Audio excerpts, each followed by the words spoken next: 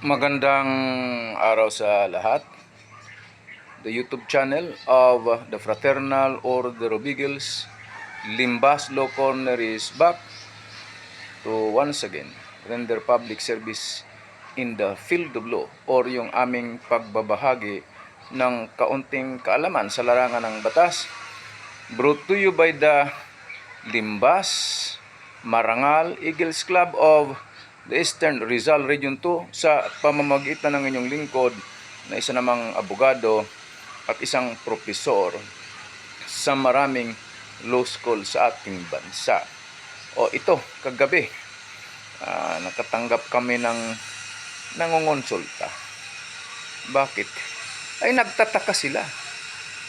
Bakit sila nasampahan ng kaso sa hukuman na hindi naman nila alam na meron na palang kaso? Wala naman silang natanggap na subpina galing sa Office of the Prosecutor.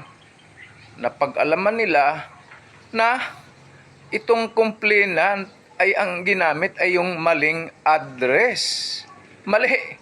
Kaya natural yung prosecutor nagpadala ng subpina doon sa address na mali. Kaya sila walang natanggap. Ito, may kaso na. Paano ngayon yan? Okay. Well, siyempre mayroong remedy. Kaya lang ito, mga kababayan ko, na mga ganyang klaseng utak o pag-iisip, mag-antay kayo. Kasi meron kayong pananagutan sa batas. Tandaan nyo, nung kayo'y magsampa or mag-file ng kaso sa Office of the Prosecutor, meron kayong pinifill upan at pinipil upan na form doon. Yun ang pinaka-cover ng iyong reklamo.